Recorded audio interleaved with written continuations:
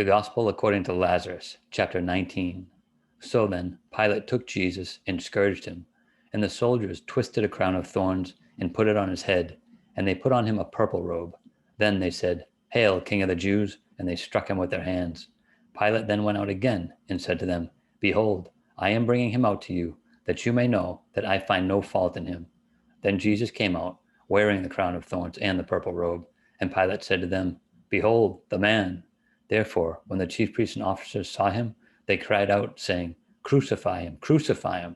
Pilate said to them, "You take him and crucify him, for I find no fault in him."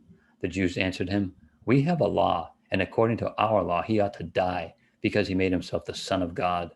Therefore, when Pilate heard that saying, he was the more afraid, and went again into the praetorium, and said to Jesus, "Where are you from?" But Jesus gave him no answer. Then Pilate said to him, "Are you not speaking to me? Do you not know that I have power to crucify you and power to release you?" Jesus answered, "You could have no power at all against me unless it had been given you from above.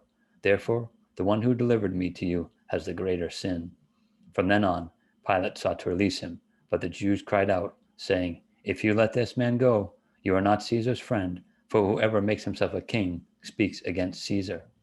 When Pilate therefore heard that saying, he brought Jesus out and sat down in the judgment seat in a place that is called the Pavement, but in Hebrew, Gabbatha. Now, it was the preparation day of the Passover, and about the 6th hour, and he said to the Jews, "Behold, your king." But they cried out, away with him, crucify him." Pilate said to them, "Shall I crucify your king?" The chief priests answered, "We have no king but Caesar." Then he delivered him to them to be crucified. Then they took Jesus and led him away.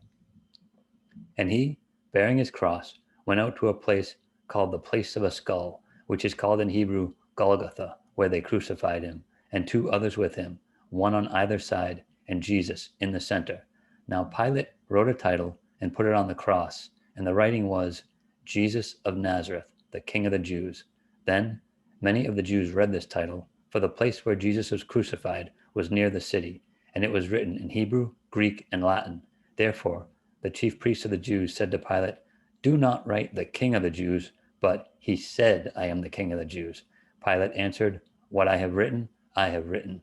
Then the soldiers, when they had crucified Jesus, took his garments and made 4 parts, to each soldier a part, and also the tunic. Now the tunic was without seam, woven from the top in one piece. They said therefore among themselves, "Let us not tear it, but cast lots for it, whose it shall be, that the scripture might be fulfilled, which says, 'They divided my garments among them, and for my clothing they cast lots.' Therefore the soldiers did these things." Now there stood by the cross of Jesus his mother and his mother's sister, Mary the wife of Clopas, and Mary Magdalene. When Jesus therefore saw his mother and the disciple whom he loved standing by, he said to his mother, "Woman, behold your son." Then he said to the disciple, "Behold your mother." And from that hour that disciple took her to his own home. After this, Jesus, knowing that all things were now accomplished, that the scripture might be fulfilled, said, "I thirst." Now a vessel full of sour wine was sitting there, and they filled the sponge with sour wine, put it on hyssop, and put it to his mouth. So when Jesus had received the sour wine, he said, "It is finished." And bowing his head, he gave up his spirit.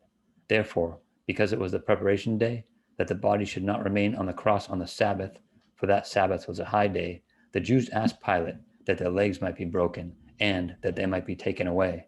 Then the soldiers came and broke the legs of the first and of the other who was crucified with him.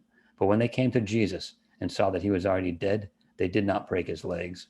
But one of the soldiers pierced his side with a spear, and immediately blood and water came out. And he who has seen has testified, and his testimony is true, and he knows that he is telling the truth, so that you may believe. For these things were done, that the scripture should be fulfilled. Not one of his bones shall be broken. And again, another scripture says, "They shall look on him whom they pierced." After this, Josef of Arimathea, being a disciple of Jesus, but secretly for fear of the Jews, asked Pilate that he might take away the body of Jesus, and Pilate gave him permission. So he came and took the body of Jesus. And Nicodemus, who at first came to Jesus by night, also came, bringing a mixture of myrrh and aloes, about 100 pounds. Then they took the body of Jesus and bound it in strips of linen with the spices, as the custom of the Jews is to bury. Now, in the place where he was crucified, there was a garden, and in the garden a new tomb, in which no one had yet been laid. So there they laid Jesus, because of the Jews' preparation day, for the tomb was nearby.